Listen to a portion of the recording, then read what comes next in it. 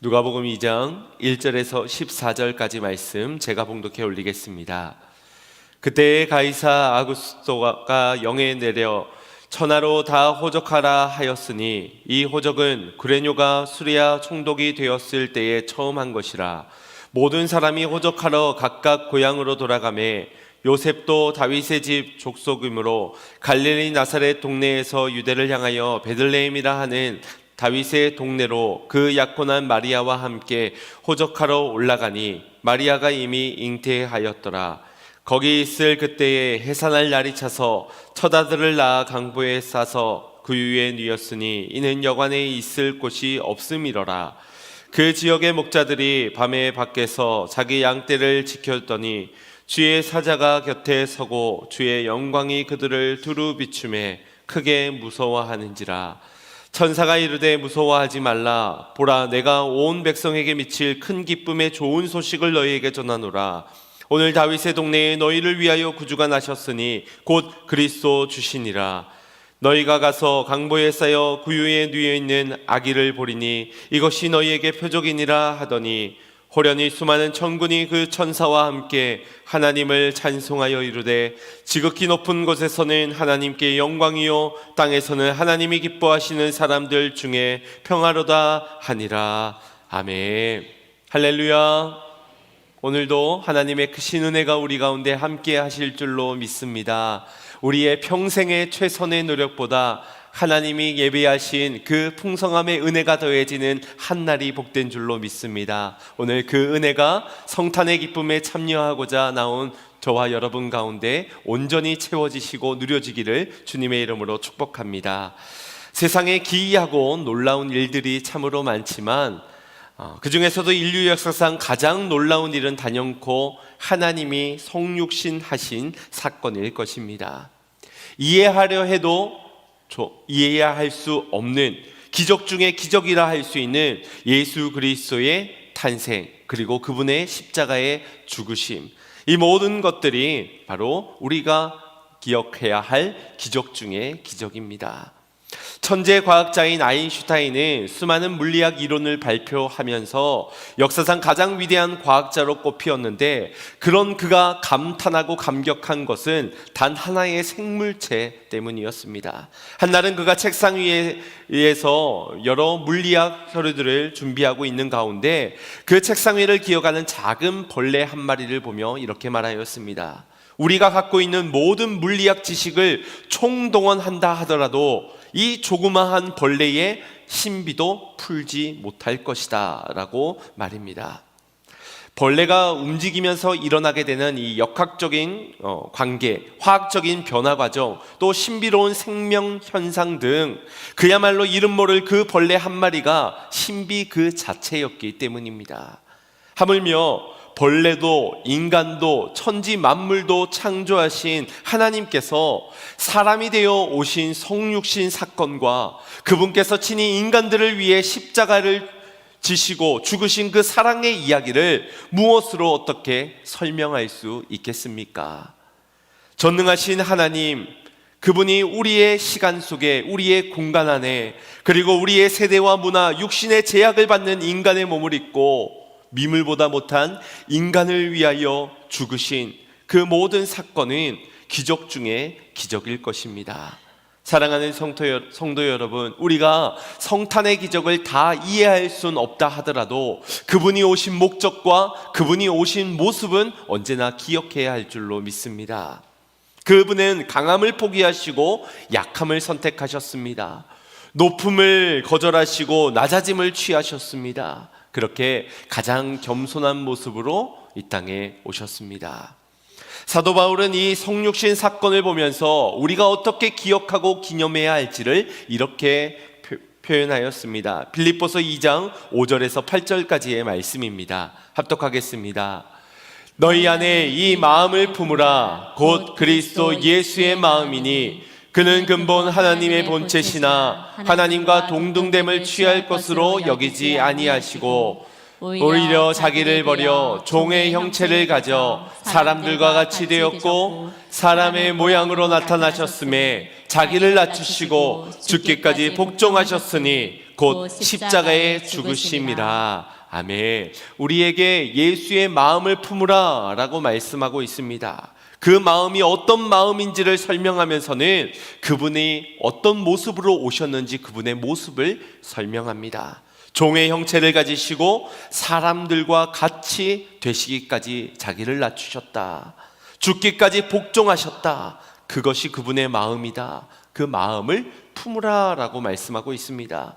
우리가 그분의 모습을 온전히 기억하고 그 마음을 품는 것이 바로 성육신하심이 얼마나 크고 놀라운 기적 중의 기적인지를 비로소 알게 되고 믿게 되는 것입니다. 믿음은 무언가를 획득하는 것이 아니라 오히려 포기하는 것입니다. 세상에 움켜쥐는 것이 아니라 오히려 움켜진 손을 펴고 내려놓는 것이 믿음입니다. 자기의 생각과 계획대로 움직이지 않을 그때에 내가 쓸 수 있는 힘도 지식도 경험까지도 다 내려놓고 오직 주님의 뜻에 전적으로 따르는 것이 믿음인 것입니다. 바로 예수님처럼 말입니다. 우리가 성탄의 기쁨을 온전히 누리기 위해서는 우리를 위해 오신 아기 예수님을 만나야 할 것입니다. 이것을 위해 타임머신을 타고 저 베들레헴의 마국간에 가야 하는 것이 아니라 그분이 오신 모습을 기억하고 그 속에서 그분의 마음을 깨닫고 그분의 마음을 품어 그분이 가시는 그 길을 함께 동행할 수 있어야 그것이 성탄의 기쁨을 온전히 누려가는 것인 줄로 믿습니다. 하지만 이 마음을 품는 일은 그리 쉬운 일이 아닙니다. 왜냐하면 세상이 추구하는 방식과 방향과 예수님의 모습, 예수님의 마음은 정반대를 향하고 있기 때문입니다. 세상은 힘의 논리를 따라 흘러가게 됩니다. 강육약식이라고 강한 힘에 의해 약한 힘이 지배를 받는, 약하면 철저하게 짓밟히는 그런 구조 속에 세상이 운행되어지는 것 같습니다. 그런 세상의 논리로 보자면 예수님의 모습은 너무나도 나약한, 그분의 마음을 품는다는 것은 너무나도 초라해지는 길을 선택하는 것과 같아 보이는 것이지요. 이는 오늘날과 2000년 전의 모습, 시대의 모습과 크게 다르지 않아 보입니다. 왜냐하면 오늘 본문 속에서도 강력한 힘에 의하여서 세상이 움직이고 있는 듯 보이기 때문입니다. 먼저 본문 1절 2절 말씀 합독하겠습니다. 그때에 가이사 아구스도가 영을 내려 천하로 다 호적하라 하였으니 이 호적은 구레뇨가 수리아 총독이 되었을 때에 처음 한 것이니라. 아멘. 그 당시 온 천하의 모든 사람들이 이 가이사 아구스도의 명령에 의하여서 각기 고향으로 돌아가 호적 신고를 해야만 했습니다.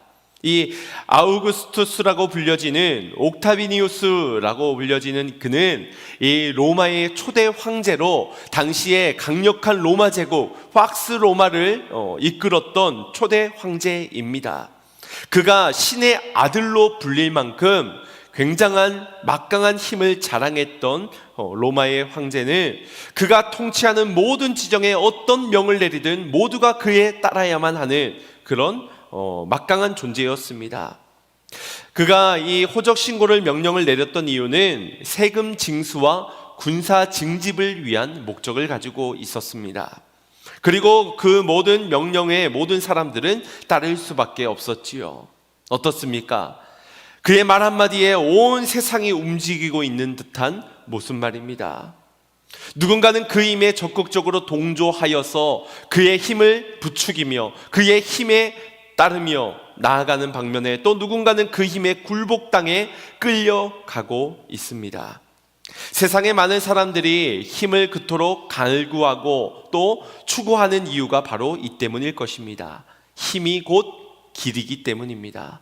얼마만큼 힘을 가지고 있느냐에 따라서 새로운 길도 개척할 수 있고 내가 가는 길이 곧 길이 되기 때문에 누군가 정한 그 길을 거스르고 바꿀 수 있는 강력한 힘을 추구하는 겁니다. 또 내가 가는 그 길을 나뿐만 아니라 남도 가게끔 만드는, 그래서 남도 나의 뜻에 따라 움직이게끔 통치하고자 하는 욕망이 우리 인간들에게 있는 것입니다.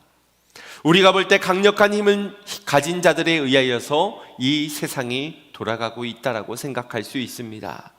그래서 막연한 그 힘을 동경하면서 나도 그와 같은 힘을 가져야지. 그리고 그 힘을 차지하기 위해서는 수단과 방법을 가리지 않기도 합니다. 그 힘만 가지면 모든 것을 다 덮을 수 있기 때문에 아담과 하와가 어떤 힘인지도 알지 못한 채 선악과를 따먹으려 하였습니다. 그것을 따먹으면 하나님처럼 눈이 밝아지게 될 것이라는 그렇게 막연한 힘을 쫓았던 결과 그들은 선악과를 따먹는 죄를 범하고 말았습니다. 그만큼 우리 인간은 강력한 힘을 추구합니다. 그 힘의 결과가 어떻게 될지를 모른 채 그 힘을 쫓습니다. 왜냐하면 강력한 힘 앞에서 우리는 두려움을 가지기 때문입니다. 그리고 그 두려움, 공포를 이겨내고자 나도 힘을 갖고자 하는 것이지요. 그 힘 앞에는 모두가 복종할 수밖에 없을 것이라고 믿기 때문입니다. 그리고 그 힘만이 나를 진정한 평안으로 평화를 얻게 할 것이라고 생각하기 때문입니다. 그러나 세상이 갖는 힘 앞에 아무리 복종해도 그 힘은 절대 우리에게 진정한 평화를 주지 못할 것입니다. 영원할 것 같았던 그 강력한 로마 제국도 결국 멸망한 것처럼 말입니다. 물론 오늘 본문에서 요셉과 마리아를 볼 때 그들이 강력한 힘에 의하여서 거스르지 못하고 따르고 있는 모습이라 볼 수 있습니다. 만삭인 이 마리아를 이 방에 머물 곳 하나 없는 베들레헴까지 데리고 온 그들의 모습이 결국 세상의 강력한 힘 앞에 굴복한 것이 아닌가라고 하는 것이지요. 하지만 그렇지 않습니다. 그 근거는 그들의 마음에는 두려움이 아닌 평화가 있었기 때문입니다. 힘에 굴복한 듯 보이고 빈방조차 없어서 마구간에 거해야 하며 거기에서 아이를 낳아 그 아이를 짐승의 밥통에 구유에 누여야 할 만큼 아무런 힘도 없어 보이지만 그들에게는 두려움이 없었다라는 것입니다. 왜냐? 그들이 지금 하나님의 약속 위에 믿음으로 서 있기 때문입니다. 당신은 남자 위주로 호적 신고를 하기 때문에 굳이 만삭인 마리아가 150km나 떨어져 있는 나사렛에서부터 베들레헴까지 갈 이유가 전혀 없었습니다. 그럼에도 굳이 함께 베들레헴을 향했던 것, 어쩌면 세상 힘 때문에 굴복해서라고 볼 수 있겠지만 그렇지 않습니다. 이 아이가 성령으로 잉태되어진 우리를 구원할 메시아라는 것은 다른 이들은 몰라도 요셉과 마리아는 천사를 통하여 들었습니다. 알고 있었고 믿고 있었습니다. 그런 그들은 미가 선지자를 통하여서 전해주신 예언의 말씀 또한 믿고 있었기에 그 믿음을 따라 걸어가고 있었던 것입니다. 미가서 5장 2절 말씀 합독해 보겠습니다. 시작. 베들레헴 에브라다야, 너는 유다 족속 중에 작을지라도 이스라엘을 다스릴 자가 내게서 내게로 나올 것이라. 그의 근본은 상고에 영원에 있느니라. 아멘. 세상 힘에 의하여서 아우구스투스의 칙령에 따라 움직이고 있는 것 보이지만 이는 미가 선지자가 전한 예언의 말씀을 따라 하나님의 약속의 성취를 따라 지금 요셉과 마리아가 베들레헴에 함께 동행하고 있다는 것입니다.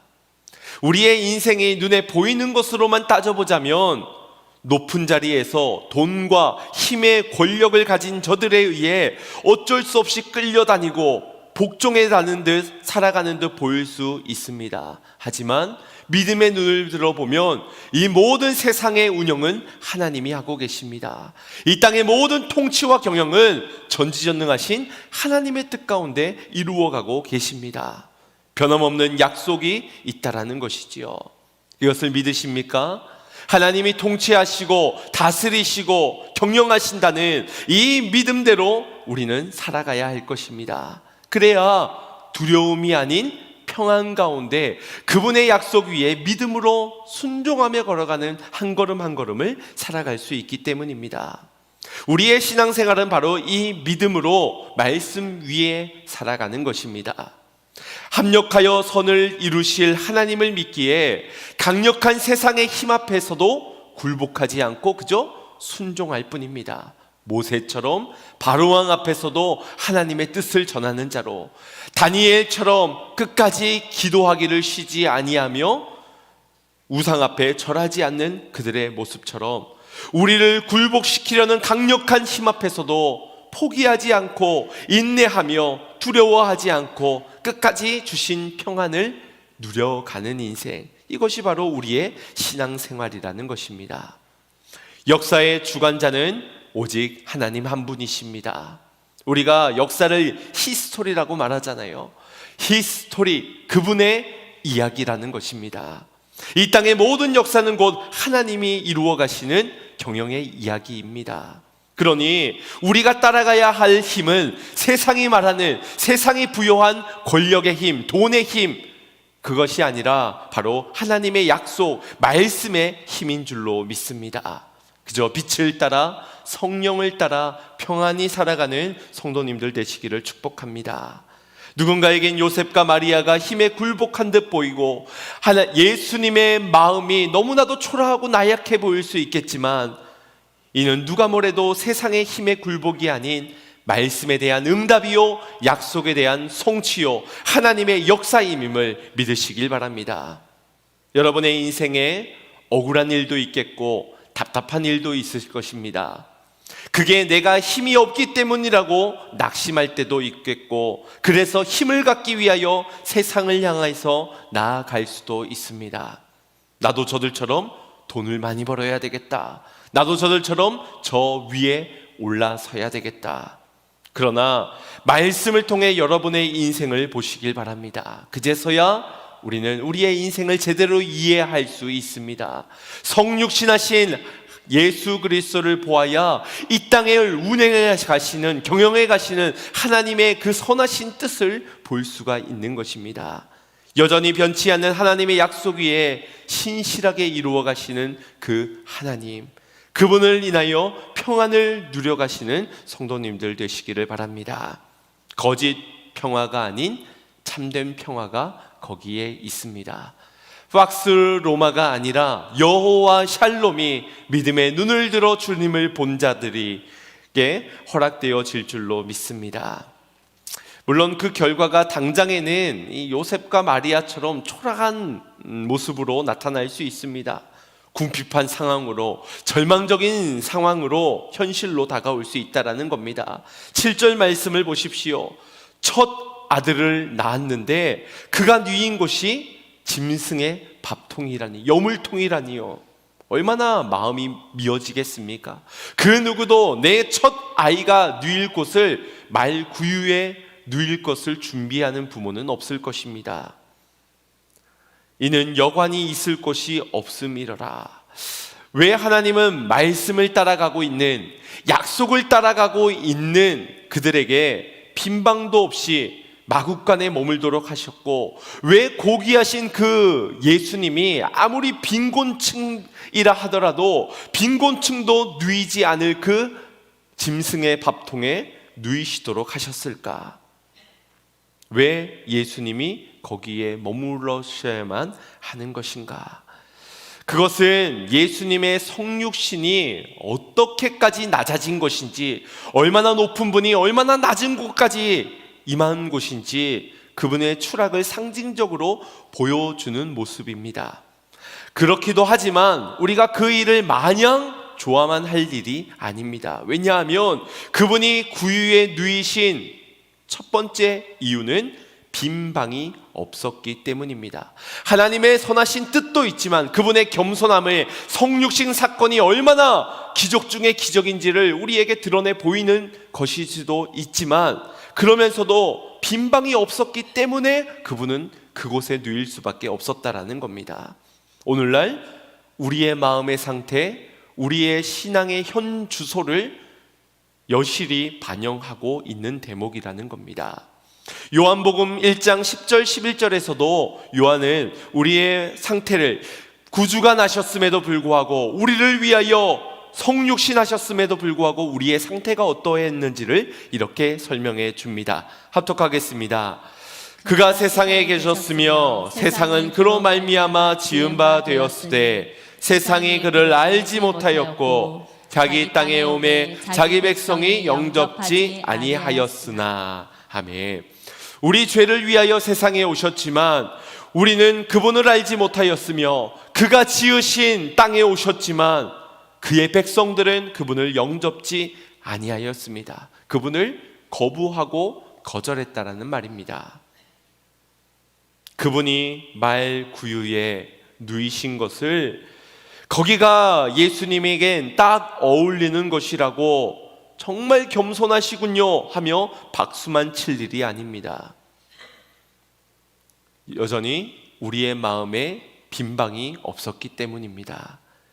약속도 주셨지만, 빛으로 오셨지만 응답되고 성취되어지고 있는 그 현장에 여전히 빈방은 없었기 때문입니다. 아마도 마음은 아팠겠지요. 마국간에 거해야 하는 그들의 신세가 안타깝게도 느껴졌겠지요. 그러나 여전히 주님께 빈방을 내어줄 수는 없는 것이 현 주소라는 겁니다.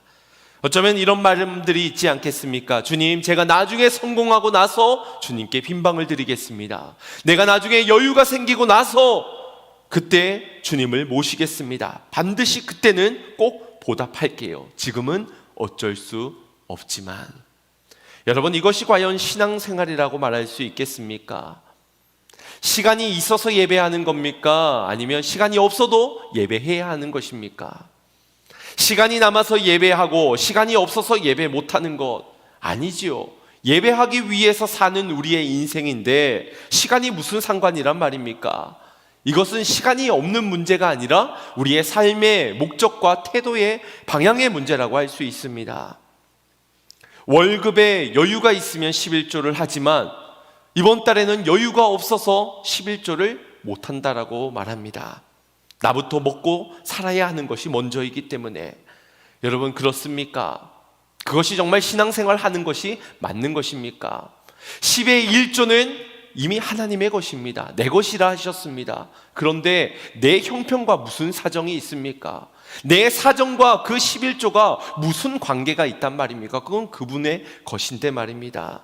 하나님의 영광을 하나님께로 드리기 위해 살아가는 우리의 인생의 목적에서 드려져야 하는 것이 마땅한데 그것이 내 형편과 사정에 의해서 달리 다른 목적에 의해서 이때는 뗐다가 이때는 드렸다가 이때는 반만 드렸다가 이때는 조금 더해졌다가 아니라는 것입니다.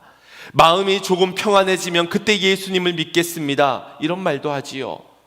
아니, 그분이 내 마음에 오셔야 평안한데 평안해지면 그분을 마음에 모시겠다고 하니 언제 그 마음에 예수님을 모실 수 있겠습니까?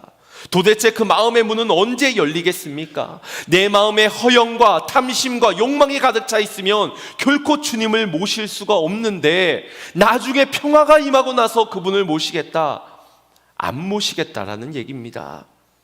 내가 여전히 세상의 힘을 쫓아가고 있으면서 오신 주님도 만날 순 없지만 오시겠다 약속하신 다시 오실 재림주 예수님도 맞이할 수 없는 것입니다. 오늘 본문 14절에서 높은 곳에서는 하나님께 영광이요 땅에서는 하나님이 기뻐하시는 사람들 중에 평화로다 말씀하셨지요. 모든 이들에게 평화다 아니라는 것입니다. 하나님이 기뻐하시는 사람 중에 임할 평화입니다. 그분께 삶의 가장 귀한 자리, 마땅히 내어드려야 할 그분의 자리를 내어드리는 그들에게 누려질 평화. 예수님을 모실 빈방이 없는 인생에겐 결코 예수님의 샬롬이 임하지 않는다는 것입니다. 주님은 이것을 깨닫게 하시려고 가장 낮고 천한 모습으로 오셨습니다. 이 땅 위에 인간의 몸을 입은 것만으로도 그분의 가장 큰 낮아지심인데 말 구유에까지 누이셨습니다.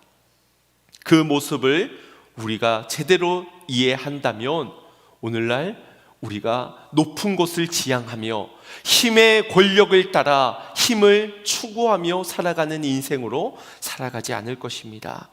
마음에 여유가 없어 분주함으로 성탄의 기쁨, 성육신을 이해하지 못하고 그 기적에 감격하지 못하는 인생으로 인생을 낭비하지 않을 것이라는 겁니다. 본문의 이 기쁜 소식이 가장 먼저 누구에게 전달되었는지를 보십시오. 늦은 밤 밖에서 양떼를 지키던 목자들에게 전해졌습니다. 성탄의 첫 번째 메시지가 그 목자들에게 전해졌다는 겁니다. 당시 가장 천한 직종이 목자였고요. 밤에 이 양떼를 지키는 목자가 목자들 중에서도 가장 직위가 낮은 목자들이었습니다. 그런데 그들에게 이 성탄의 첫 소식이 전해졌다라는 것입니다. 자기 양떼라고 말을 하고는 있지만 실제로는 자기 양이 아니라 고용주에 의해서 나는 이 양떼를 맡겨진 자들로서 이 밤에만 이 양떼를 책임져야 하는 목동일 뿐입니다. 그러니 그 당시에 가장 힘이 없다 하는 그들에게 가장 먼저 큰 기쁨의 소식이 전해지게 된 것입니다. 우리 9절에서 10절 말씀 합독하겠습니다. 시작. 주의 사자가 곁에 서고 주의 영광이 그들을 두루 비추매 크게 무서워하는지라. 천사가 이르되 무서워하지 말라. 보라, 내가 온 백성에게 미칠 큰 기쁨의 좋은 소식을 너희에게 전하노라. 아멘. 왜 그들에게 전해졌을까요? 왜 하필 가장 나약하고 가장 힘이 없는 그들에게 전해진 것일까?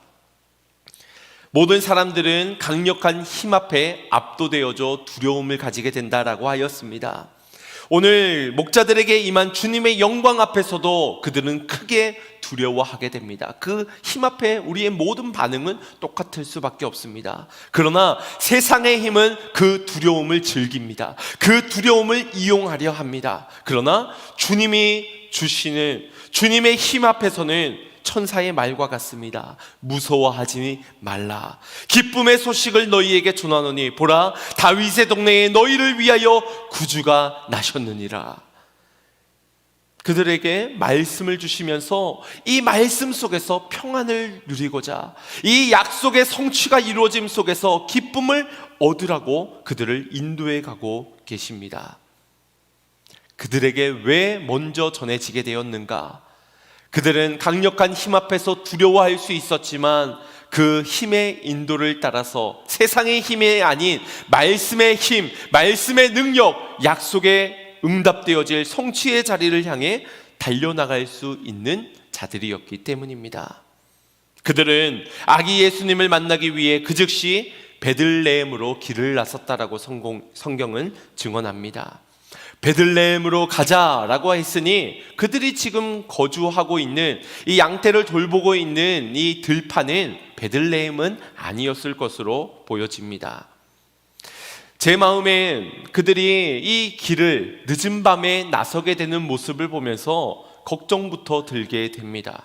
아니, 너희가 그렇게 양떼를 두고 가면 이 양떼는 누가 지키라고?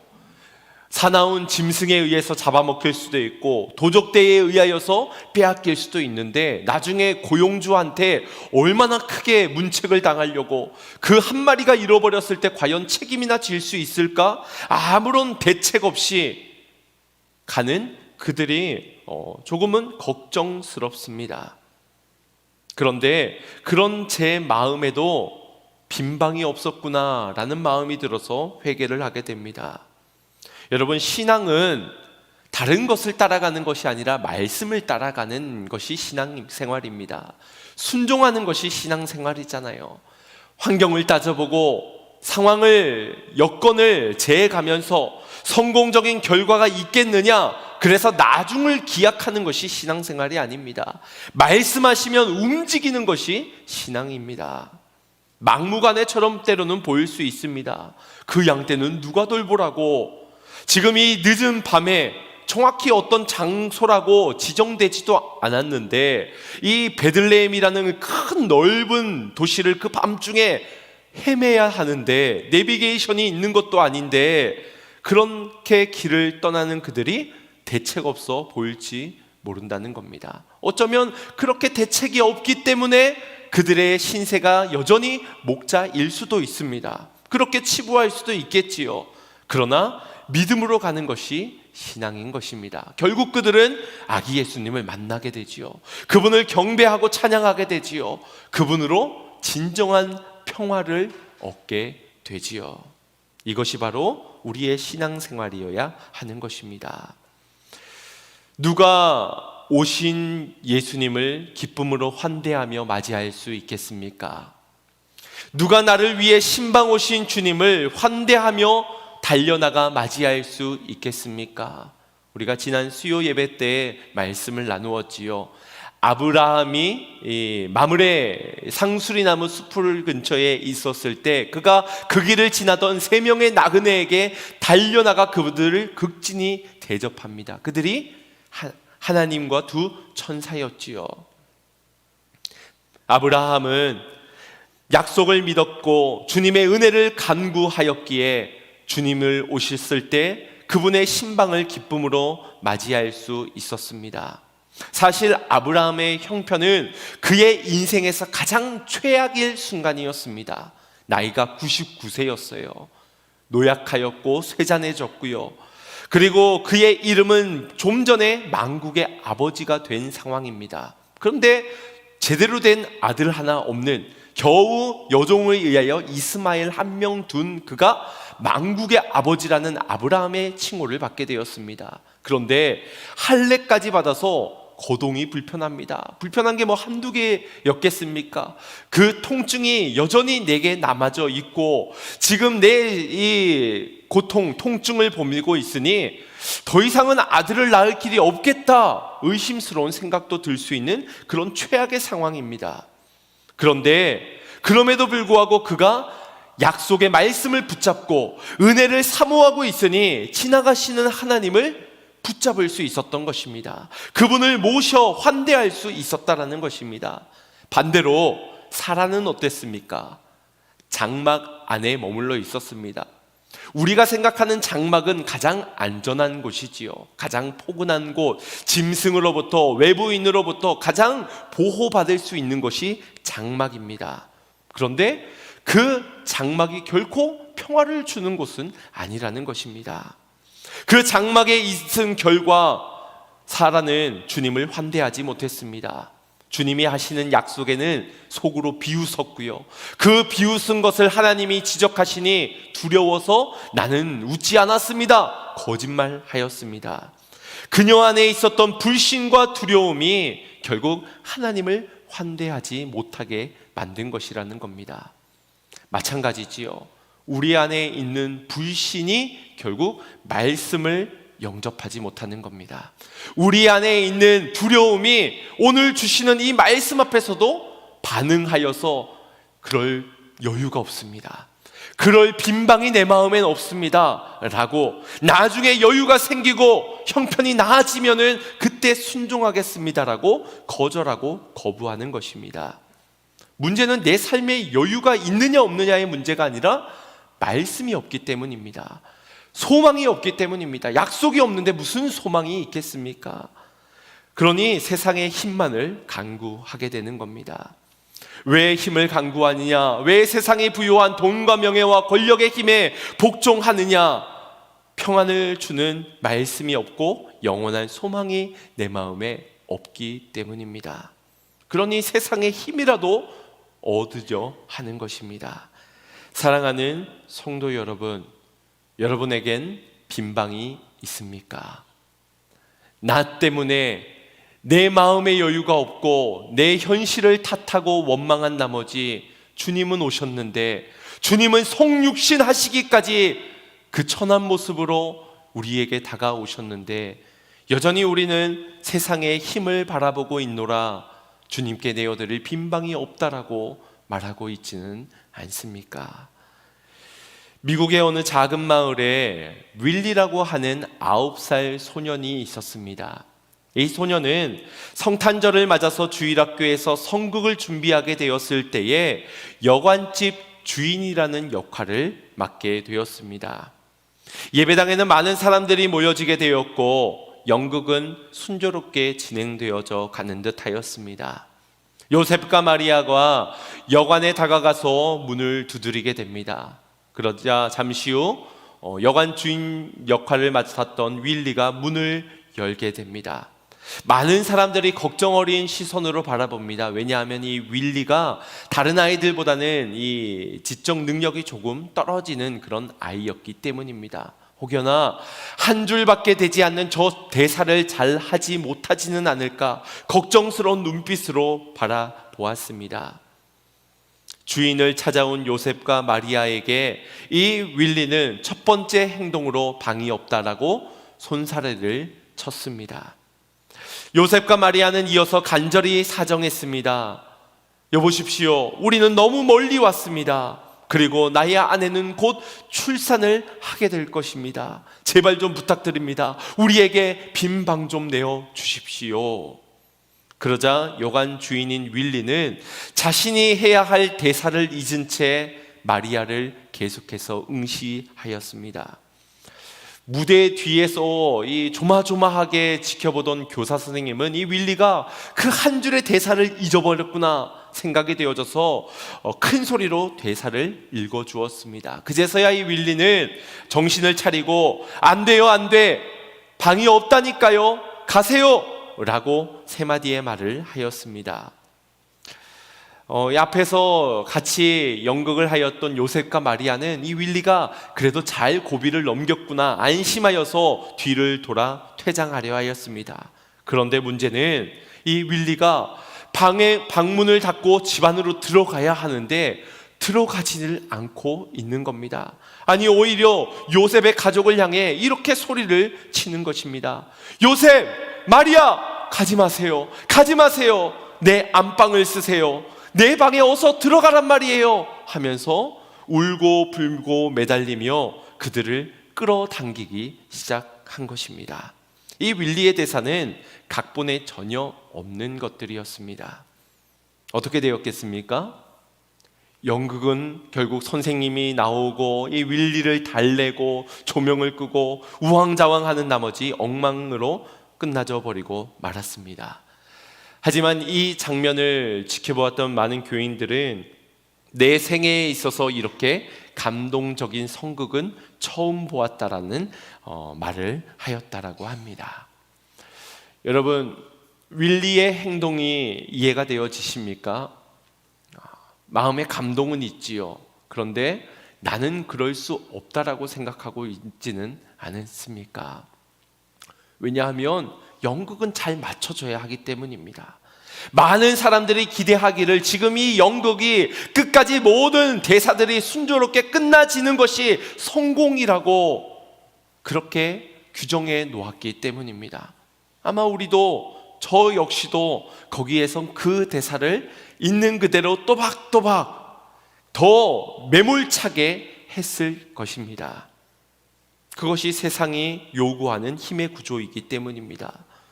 그런데 그것이 우리의 신앙도 동일한 적용 가운데 주님, 내 삶에 여유가 없습니다. 분주할 수밖에 없습니다. 아시잖아요. 이 나라 경제, 나의 직장의 상황들, 나의 육체의 쇠잔함, 이것이 현실인데 어떡한단 말입니까? 어쩌란 말입니까? 지금 나는 주님이 말씀하신 대로 움직일 수가 없습니다. 예배요, 나중에 형편되면요. 11조요, 나중에 여유가 생기면요. 주님이 원하시는 순종과 헌신, 주님 조금만 기다려 주세요. 빈방 생기면 내어드리겠습니다. 혹시 우리의 생애 가운데서도 이와 같이 빈방 없음을, 그 빈방 없는 이유를 다른 것의 원인과 이유를 말하고 있지는 않습니까? 원인은 내 안에 말씀을 놓쳤기 때문입니다. 오시겠다 약속하셨던 그분을 맞이하지 못하는 것은 소망이 우리에게 다른 것에 소망을 두었기 때문입니다. 다른 것, 힘이 우리의 소망의 전부가 되었기 때문이라는 것입니다. 사랑하는 성도 여러분, 우리의 마음에 가장 귀한 자리 주님을 모셔야 하지 않겠습니까? 주님의 말씀을, 주님의 가장 기쁜 그 소식을 환대할 수 있는 저와 여러분이 되어야 하지 않겠습니까? 비웃는 인생이 아니라, 거짓말하는 불신과 두려움에 쌓여져 있는 인생이 아니라 기쁨으로 불편함을 극복하고 달려나아가 극진히 환대할 수 있는 저와 여러분이 되어야 성탄의 기쁨에 온전히 참여할 수 있는 것 아니겠습니까? 오늘 우리에게 찾아온 이 복음의 기쁜 소식 앞에 다른 변명하지 맙시다. 힘들기 때문에, 어렵기 때문에라고 말하지 맙시다. 내 남편 때문에, 내 아내 때문에라고 말하지 말고 직장의 누구 때문에 말하지 맙시다. 더러는 주일날 수많은 사역들 때문에 내 마음이 분주하다고 말하지요. 여러분, 사역이 많기 때문에 우리가 평안을 잃는 겁니까? 아니요, 그거는 내가 변명하는 것, 핑계대는 것 뿐이지요. 내 마음에 진정한 예수로 충만하면 수많은 일을 한들, 내 생명을 내어드린들 우리에겐 평안할 것입니다. 그분이 생명인데, 그분이 평안인데 무엇으로 그 평안을 빼앗기겠습니까? 말씀을 놓쳐서 그런 것입니다. 그러니 우리 이제껏 변명하고 핑계댔던 것 다 내려놓고 그분으로 충만하기를 소망합니다. 예수로만 충만하기를 원합니다. 그분이 주신 평화로만 충만하게 살아가는, 그래서 성탄의 기쁨을 온전히 누려갈 수 있는 그런 저와 여러분이 되기를 주님의 이름으로 축원드립니다. 우리 말씀을 생각하시면서 이 찬양 고백 올려드리고 결단의 기도 드리겠습니다. 우리들을 위하여, 우리들을 위하여 십자가에 못 박혀 모든 죄를 용서하사 의인 삼아 주신 주, 어떤 일이 있어도 나를 버리지 않고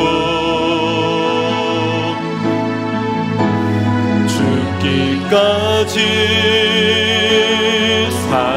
사랑하신 나의 귀한 예수님,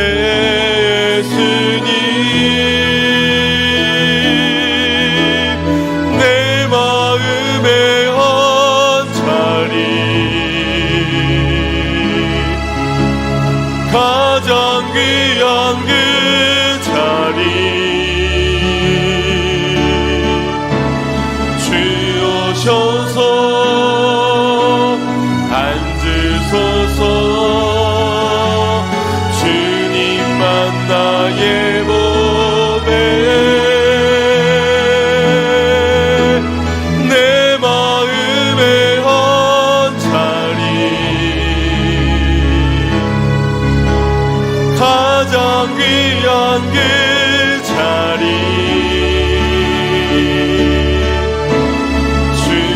주오셔서 다스리소서. 주님만 나의, 주님만을 환대합니다. 내 마음의 한 자리, 내 마음의 한 자리, 가장 귀한 그 자리 주오셔서 앉으소서. 주님만 나의 몸에 내 마음의 한 자리, 가장 귀한 그 자리 주오셔서 다스리소서. 주님만 나의 영광. 아멘. 우리의 영광은 내가 힘을 가져서, 내가 권력을 가져서, 내가 여유가 생겨서 얻어지는 영광이 아닙니다.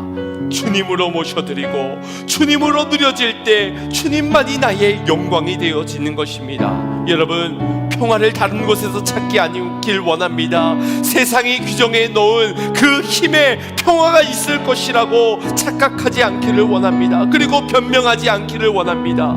내 마음에 빈방이 없는 것은 말씀을 놓쳤고 소망을 다른 곳에 뒀기 때문입니다. 주여, 연약한 나의 믿음을 용서하여 주시고 영원히 성취되어질 그 약속만을 믿게 하시고 반드시 이루어질 주님께 소망을 두며 나아가는 인생 속에 언제나 말씀을 환대하며 받을 수 있는 자 되게 하여 주시고 성탄의 기쁨의 소식에 온전히 기뻐하며 평화를 누려갈 수 있는 복된 인생이 되게 하여 주시옵소서라고 우리 주의 한번 부를 것 없이 하여 기도하겠습니다.